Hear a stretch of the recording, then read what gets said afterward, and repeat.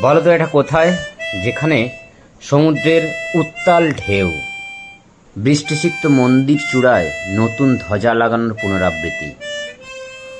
রাতের মন্দির চত্বর জানান দেয় তোমার শ্রদ্ধা বিনম্রিত অকুত ভয়। তাই হাত পা ছেড়ে বেরিয়ে পড়লাম এই সমুদ্রের উদ্দেশ্যে, যেখানে আমরা উপভোগ করব ঢেউ দীপুদার আলেখ্যে। নমস্কার বন্ধুরা, শুরু করা যাক শুরু থেকে। একেবারে আমরা বাড়ি থেকে বেরোলাম, 4:32 ট্রেন ধরবো। আমরা বাড়ি থেকে জিনিসপত্র গোছানো হয়ে গেছে, চলো অল দ্য বেস্ট।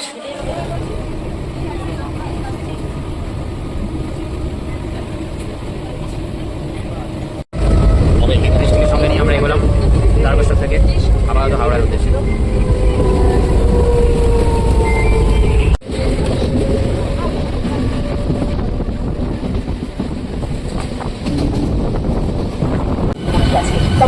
দেখতে দেখতে চলে এলাম হাওড়া স্টেশন।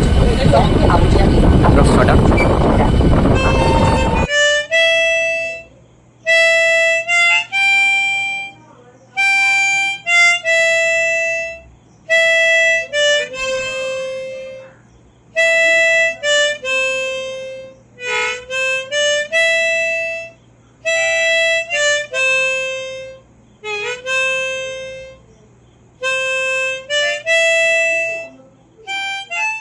নম্বর গেটের সামনে দিয়ে আমরা বেরোলাম। এখান থেকে আমরা আপাতত শালিমার যাব। 8 নম্বর গেট। 8 নম্বর গেট থেকে বেরিয়ে আমরা যাব।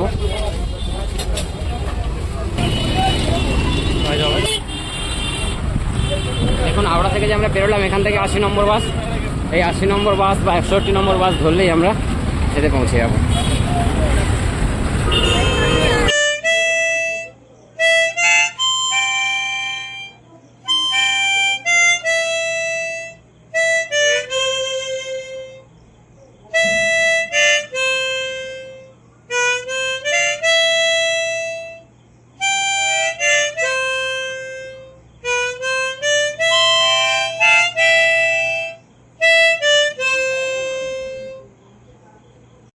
বাস আমাদেরকে এই মোড়টায় নামিয়ে দিল, শালিমার স্টেশনের মোড়। আমরা আপাতত পৌঁছে গেছি, তো এখান থেকে আমরা শালিমার স্টেশন পৌঁছাবো।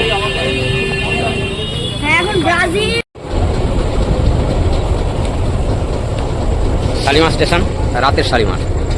হাওড়া স্টেশন তো ভালোই, তার থেকে রাতের শালিমার আরও ভালো। আমি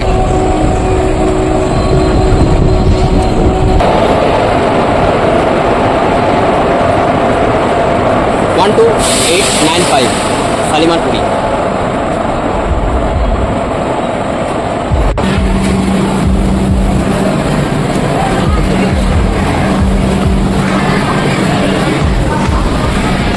ঘড়িতে 8:05। মোটামুটি আমরা প্রস্তুত সবাই। চলো।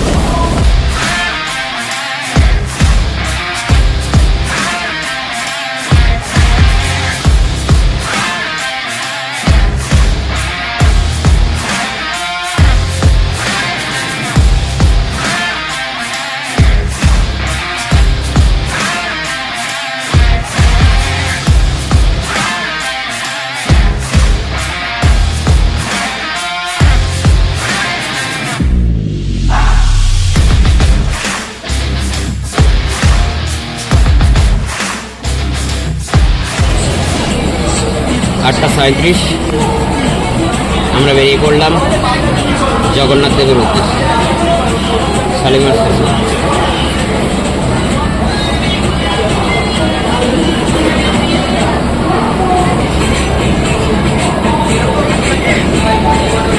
রাতের শালিমার অদৃশ্য আলো।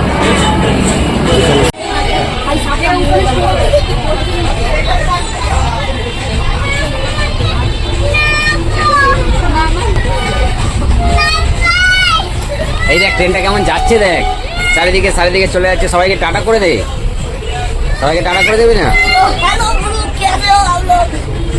बोलो रुक। यस। कहाँ जाने वाला हो? पुरी जाने हो? पूरी पूरी जय जगन्नाथ। जय जगन्नाथ। पुरी में क्या है? सी बीच तो है, समुद्र वो तो बहुत बड़ा और जगन्नाथ के टेम्पल है। डब्बा तो है। तो ठीक है, एंजॉय, हैव यू एंजॉय।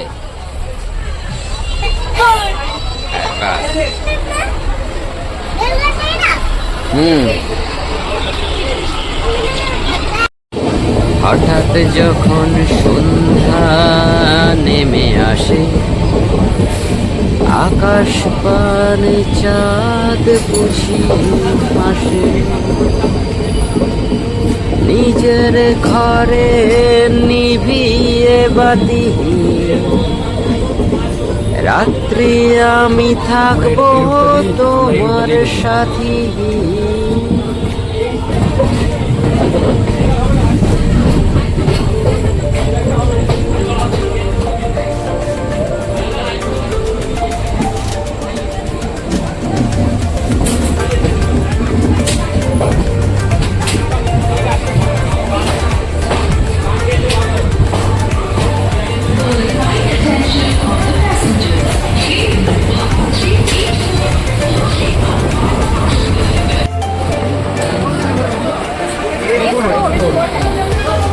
अभी उतरने वाला था, मैं आपको देख के पहचाना।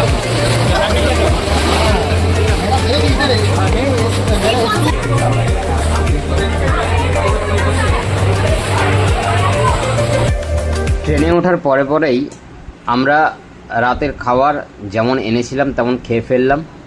তারপরে আমাদের ঘুমন্ত অবস্থায় ট্রেন ছুটে চলল খড়গপুর, বালাসোর, কটক, ভুবনেশ্বর হয়ে Khurda junction.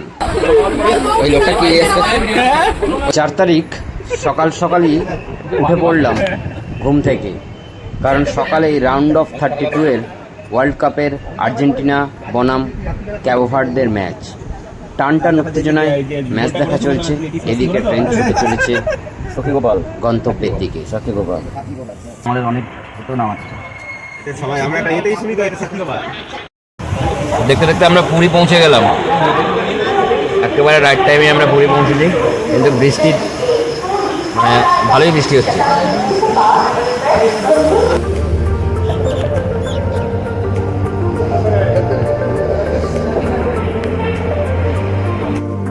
Morning friends, now we are at Puri junction. তো আমরা মোটামুটি রাইট টাইমে পুরী চলে এসেছি, 5:30 মতন বাজে আমরা পুরী চলে এসেছি। এরপর আমরা মোটামুটি অলরেডি ভালোই বৃষ্টি হচ্ছে, আকাশ মেঘলা আছে এই মুহূর্তে ওয়েদার, যেহেতু আমরা জুলাই মাসে আসছি। এরপরে আমরা টিম, আমাদের পুরো টিমটা দেখতে পাচ্ছেন, এটা আমাদের টিম। তো আমরা হোটেলের দিকে রওনা হব।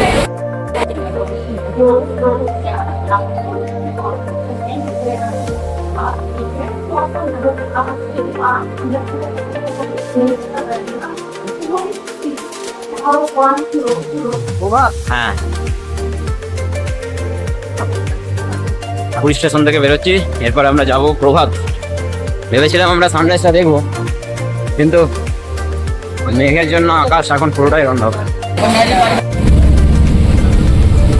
অবশেষে আমরা একটা টেম্পো বুক করলাম, আমরা তো টোটাল 18 জন আছি, তাই একটা টেম্পো বুক করলাম। স্কন্দপুরাণে পুরুষোত্তম ক্ষেত্র মাহাত্ম্যর বর্ণনায় রয়েছে, জ্যৈষ্ঠ পূর্ণিমার স্নানযাত্রার মাধ্যমে জীবের মুক্তি লাভ হয়। তাই এই স্নানযাত্রা মানে আমরা যে সময় যাচ্ছি সেটা স্নানযাত্রা এবং রথযাত্রার মাঝখানে। স্কন্দপুরাণ অনুসারে রাজা ইন্দ্রধূম্ন যখন জগন্নাথ দেবের কাঠের বিগ্রহ তৈরি করেন, তখন থেকে স্নানযাত্রা শুরু। সেটাকেই বলা হয় জগন্নাথ দেবের আবির্ভাব তিথি। ভগবান শ্রীকৃষ্ণ পুরীতে জগন্নাথ বা দারু ব্রহ্ম হিসাবে অবস্থান করেন। জগন্নাথ পঞ্চদেবতার সমারোহে তৈরি হয়েছে। পঞ্চদেবতা কি? শয়নে নারায়ণ, গমনে সূর্য, ভোজনে রুদ্র এবং স্নানে গণেশ। এবং রত্নাবেদীতে তিনি আদ্যা মহাবিদ্যা শ্রী দক্ষিণ কালিকা। তো স্নান করানোর সময় পুরোহিত এবং সেবকগণ একটা কুয়ো থেকে জল নিয়ে আসে। এই জল রাখা হয় 108টি সোনার ঘড়ায়। জগন্নাথ এবং বলরাম এবং সুভদ্রা কে আবৃত করা হয়। নরম সিল্কের কাপড় দিয়ে এবং লাল রঙের পাউডার দিয়ে প্রলেপ দেওয়া হয়। স্নানযাত্রার দিন সন্ধেবেলা জগন্নাথ এবং বলরামকে গণেশ রূপে সাজানো হয় হস্তি মুখ বিশিষ্ট এক মস্তক আবরণ দিয়ে। জগন্নাথের এই রূপটিকে বলা হয় গজবেশ। পাশাপাশি সুভদ্রা দেবী ধারণ করেন পদ্মবেশ। তো এই যে 108 ভরা জল দিয়ে যে চান করানো হয়, এই সময় যে জগন্নাথের জ্বর আসে এই অবস্থাকে বলা হয় অনাসর। তো সেই সময় যখন জ্বর এসছে সেই সময় কি করে জগন্নাথ গোপন কক্ষে রাজ বৈদ্যপুরে থাকে। 15 দিন নানান আয়ুর্বেদিক পাচন ওষুধ তিনি খান, এর ফলে তিনি সুস্থ হয়ে ওঠেন এবং 16 নম্বর দিনে দাদা বলরাম এবং বোন সুভদ্রাকে নিয়ে তিনি মাসির বাড়ি চলে যান গুন্ডিচার মন্দিরে। এই মাসির বাড়ি যাওয়াকেই বলা হয় জগন্নাথের রথযাত্রা। গল্প করতে করতে চলে এলাম হোটেল প্রভাত, একেবারে সি বিচে। প্রভাত রিসোর্টের রুমটা আপনাদেরকে দেখিয়ে নিই। মোটামুটি 8টার সময় চেকিং হয়ে গেল, 8টার সময় চেকিং এর পরে রুমটা আপনাদেরকে দেখি।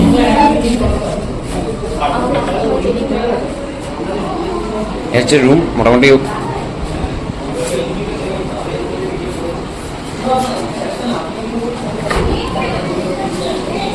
ওয়াশরুম,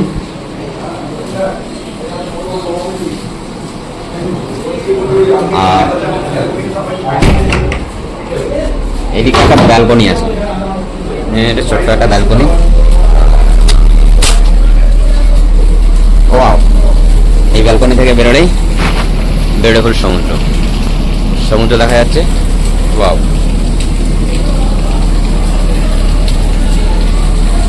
প্রভাত রিসর্ট। এখানে একটা কাপড়ও আছে, জিনিসপত্র কম্বল টম্বল রাখার জন্য একটা কাপড় আছে।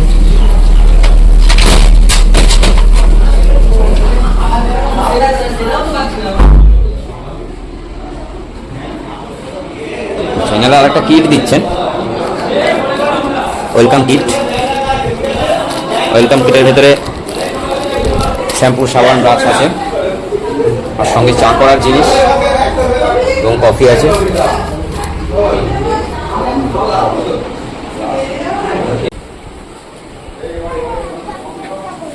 সবার আগে গুগলের ব্রেকফাস্টটা করিয়ে নিতে হবে, তাই গুগলের মাম্মাম কথায় কথায় ব্রেকফাস্টটা করিয়ে নিল।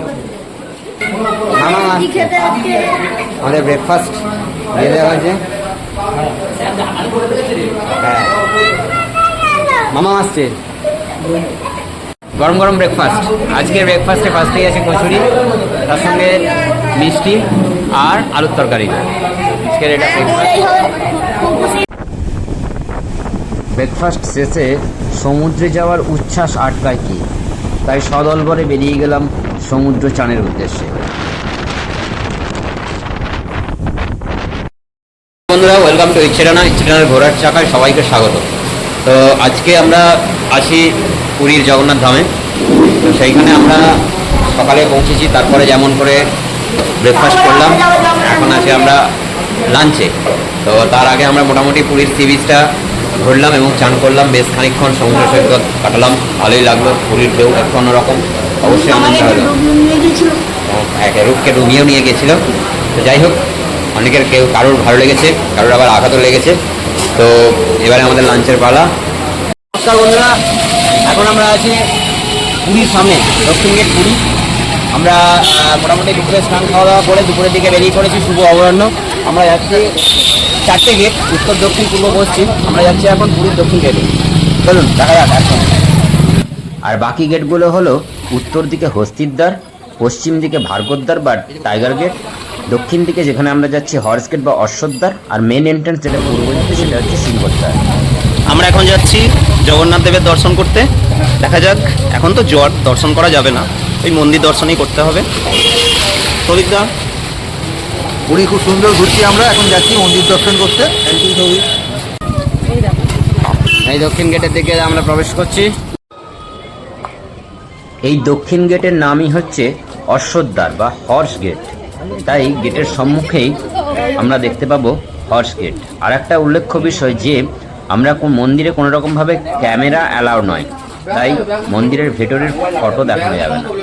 এখানে আমাদের ছাতা, মোবাইল এবং জুতো সবই রেখে দিতে হবে।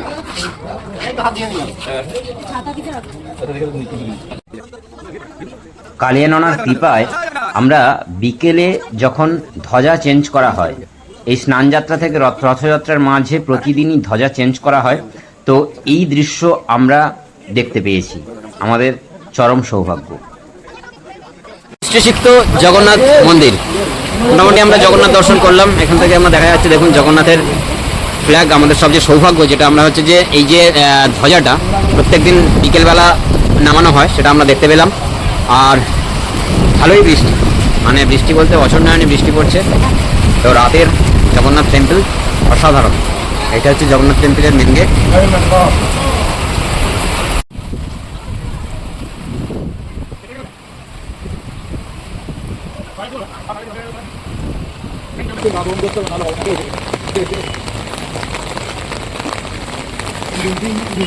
কৃষ্ণ কৃষ্ণ হরে হরে, হরে রাম রাম হরে হরে, হরে রাম রাম হরে হরে, হরে রাম রাম। দাদার মনে এখন খুব আনন্দ।